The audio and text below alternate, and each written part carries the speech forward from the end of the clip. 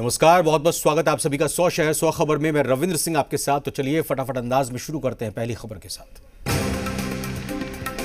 कल वोटों की गिनती शुरू होने वाली है। सुबह 8 बजे से ही वोटों की काउंटिंग शुरू हो जाएगी। मतगणना केंद्र पर काफी सख्त इंतजाम, निगरानी के लिए सभी मतगणना केंद्र पर सीसीटीवी। कुल 55 मतगणना केंद्र बनाए गए हैं। पटना के एएन कॉलेज को भी चिन्हित किया गया है। मतों की गिनती के लिए कुल 30 काउंटिंग हॉल्स बनाए गए हैं। सुरक्षा के पुख्ता इंतजाम किए गए हैं। मोतिहारी में सभी 12 विधानसभा सीटों के वोटों की गिनती कल होनी है। 3 जगहों पर मतगणना केंद्र बनाए गए हैं। मतगणना शांतिपूर्ण और निष्पक्ष हो, इसका खास ख्याल रखा जा रहा है।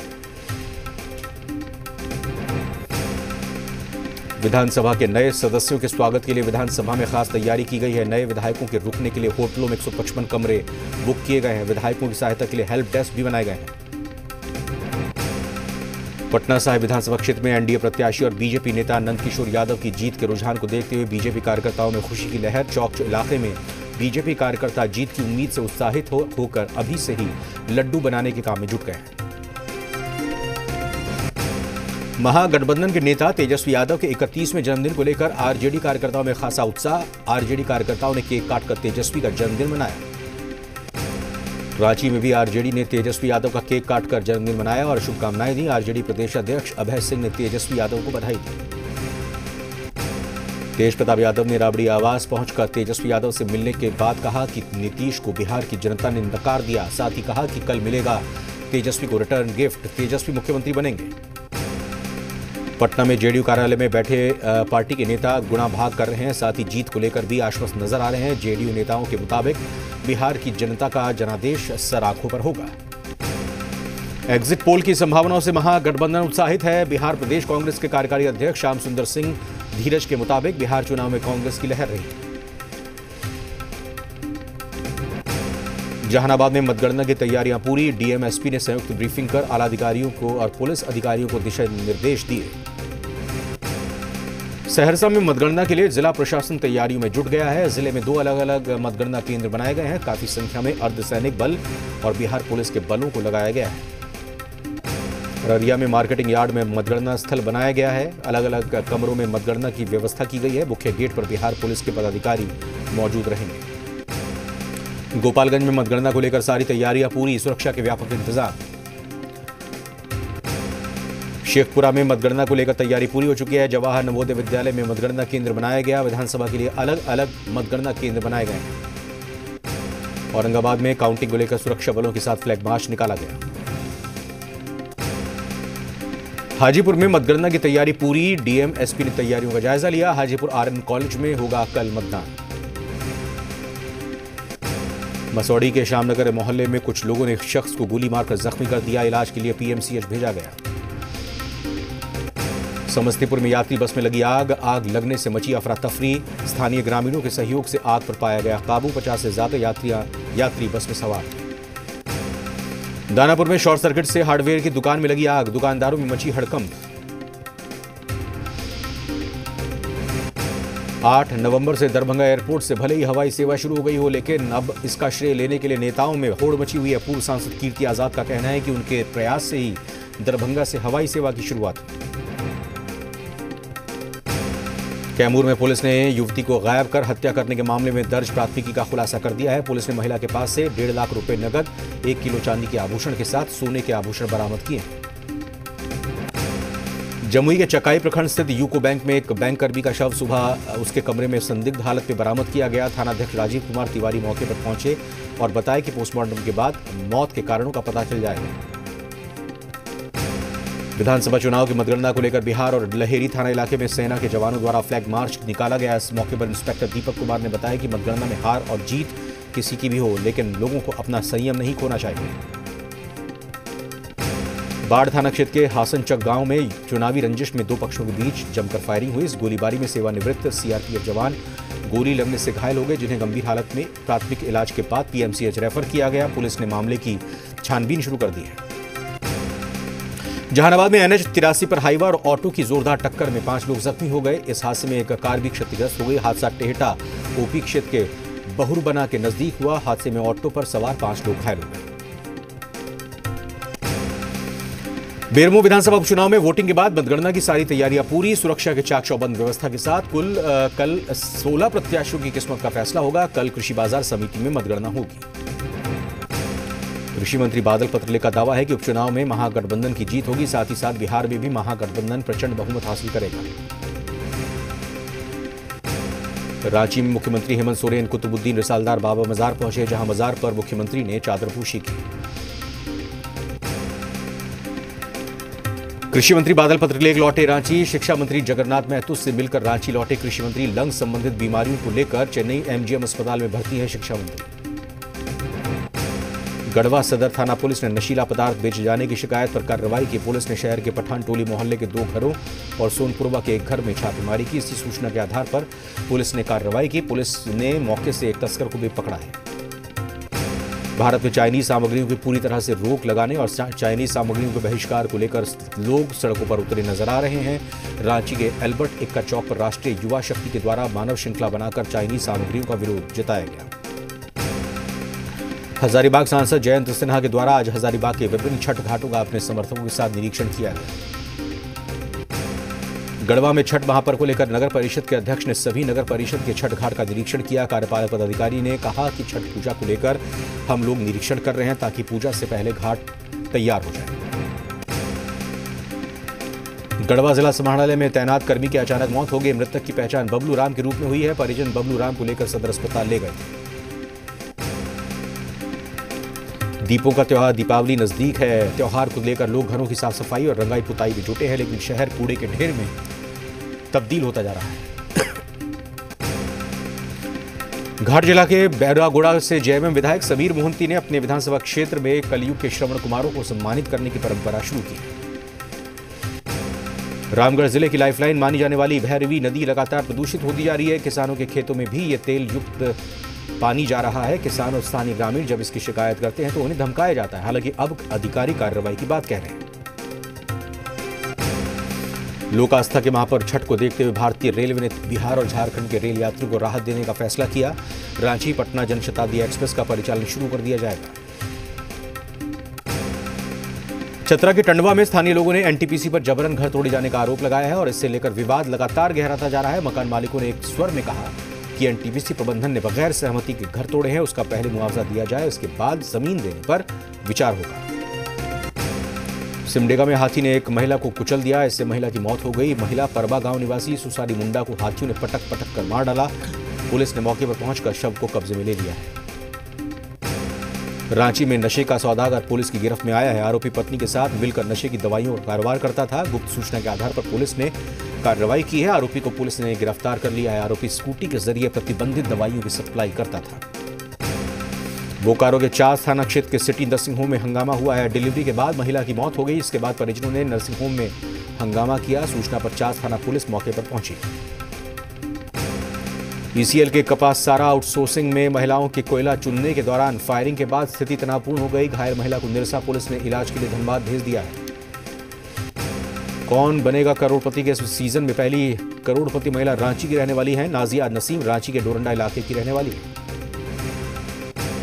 प्रतियोगिता में हिस्सा लेकर दिल्ली से रांची पहुंची नाजिया नसीम का रांची एयरपोर्ट पर जोरदार स्वागत किया गया। कृषि मंत्री बादल पत्रलेख को जब इस बात की जानकारी हुई तो उन्होंने भी एयरपोर्ट पर ही नाजिया और उसके परिवार से मिलकर उन्हें शुभकामनाएं दी।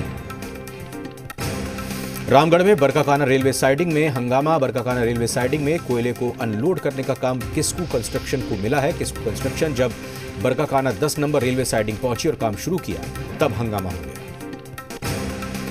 रांची में कृषि कानून के खिलाफ कांग्रेस ने अनोखा प्रदर्शन किया। कांग्रेस ने खेती बचाओ यात्रा के नाम से ट्रैक्टर रैली निकाली। कांग्रेस नेता और कार्यकर्ता इसमें शामिल रहे। महबूबा मुफ्ती ने एक बार फिर दिया देश विरोधी बयान। राज्य के युवाओं को बंदूक उठाने के लिए उकसा रही हैं। कहा नौकरी न मिलने पर नौजवान बंदूक उठा लें। बीजेपी ने महबूबा मुफ्ती के बयान की निंदा की। पार्टी प्रवक्ता शाहनवाज हुसैन ने कहा घाटी का माहौल बिगाड़ने की कोशिश कर रही है महबूबा। अनुच्छेद 370 के मसले पर फिर सुप्रीम कोर्ट पहुंचे सज्जाद लोन। याचिकाओं पर जल्द सुनवाई की मांग। जम्मू कश्मीर से कांग्रेस नेता जहांजेब सिरवाल का विवादित बयान। कहा बाइडेन के आने से बढ़ी 370 की वापसी की उम्मीद। भारत के खिलाफ चीन की नई साजिश, जिनपिंग ने तिब्बत में अरुणाचल की सीमा तक रेल लाइन बिछाने का दिया आदेश। कुलभूषण जाधव केस में पाकिस्तान की अदालत में अहम सुनवाई, भारत ने कुलभूषण के लिए गैर पाकिस्तानी वकील की मांग की। अपने संसदीय क्षेत्र वाराणसी को पीएम ने दिया दिवाली गिफ्ट, 614 करोड़ की योजनाओं की शुरुआत की गई। काशी के लोगों से पीएम ने की बात, बास्केटबॉल प्लेयर प्रशांति ने स्टेडियम में चेंजिंग रूम बनाने को लेकर पीएम मोदी को कहा शुक्रिया। काशी की जनता को पीएम मोदी ने संबोधित करते हुए कहा, काशी कभी थमती नहीं, कोरोना काल में भी नहीं रुकी। पीएम मोदी का वोकल फॉर लोकल का मंत्र अपनाते हुए दिवाली मनाने का आह्वान, कहा स्वदेशी उत्पादों को खरीदें और देश के कारीगरों के चेहरे पर मुस्कुराहट लाएं। 12 नवंबर को जेएनयू कैंपस में लगेगी स्वामी विवेकानंद की प्रतिमा, वीडियो कॉन्फ्रेंसिंग के जरिए पीएम मोदी करेंगे अनावरण। बॉलीवुड नशेड़ी गैंग पर एनसीबी की बड़ी कार्रवाई, एक्टर अर्जुन रामपाल के घर एनसीबी ने मारा छापा, एक्टर के ड्राइवर को एनसीबी ने हिरासत में लिया। फिल्म अभिनेता अर्जुन रामपाल के घर से मोबाइल फोन, लैपटॉप, आईपैड समेत इलेक्ट्रॉनिक गैजेट एनसीबी ने किया सीज। ड्रग्स केस में फिल्म प्रोड्यूसर फिरोज नाडियाडवाला पत्नी को न्यायिक हिरासत, शबाना सईद को 23 नवंबर तक न्यायिक हिरासत में भेजा गया। प्रदूषण को लेकर एनजीटी का बड़ा फैसला, 30 नवंबर तक दिल्ली एनसीआर में पटाखों पर पूरी तरह से पाबंदी। दिल्ली बीजेपी युवा मोर्चा के प्रदूषण की रोकथाम के लिए जागरूकता अभियान, साइकिल रैली का आयोजन, 1 लाख पेड़ लगाने का संकल्प। 101 किलो चांदी से तौले गए गुजरात बीजेपी अध्यक्ष सीआर पाटिल, जैन संस्थाओं ने रजत तुला सम्मान से किया सम्मान। दुर्गापुर में बीजेपी कार्यकर्ता का शव मिला, बीजेपी ने टीएमसी कार्यकर्ताओं पर लगाया हत्या का आरोप, थाने के बाहर किया प्रदर्शन। अयोध्या में श्री राम जन्मभूमि पर सुप्रीम कोर्ट के फैसले की आज पहली वर्षगांठ, प्रशासन ने इस मौके पर किसी भी कार्यक्रम के आयोजन पर रोक लगाई। अयोध्या में भव्य दीपोत्सव की तैयारी पूरी, पहली बार श्री राम लला दरबार में श्रद्धालुओं के लिए वर्चुअल दीप जलाने का इंतजाम। अयोध्या में दीपोत्सव की तैयारियों का जायजा, अवनीश अवस्थी, नवनीत सहगल के साथ एडीजी कानून व्यवस्था ने किया निरीक्षण। सरकार के काम का प्रचार प्रसार की रणनीति बनाने के लिए बीजेपी की बैठक, जेपी नड्डा ने महासचिव और सभी मोर्चे के अध्यक्षों के साथ बैठक की। 12 नवंबर को पीएम मोदी जेएनयू में स्वामी विवेकानंद की मूर्ति का करेंगे अनावरण, कोरोना के कारण वीडियो कॉन्फ्रेंसिंग के जरिए करेंगे उद्घाटन। पश्चिम बंगाल बीजेपी चीफ दिलीप घोष की खुली धमकी, 6 महीने में सुधर जाएं ममता दीदी के लोग, नहीं तो हड्डी पसली तोड़ देंगे।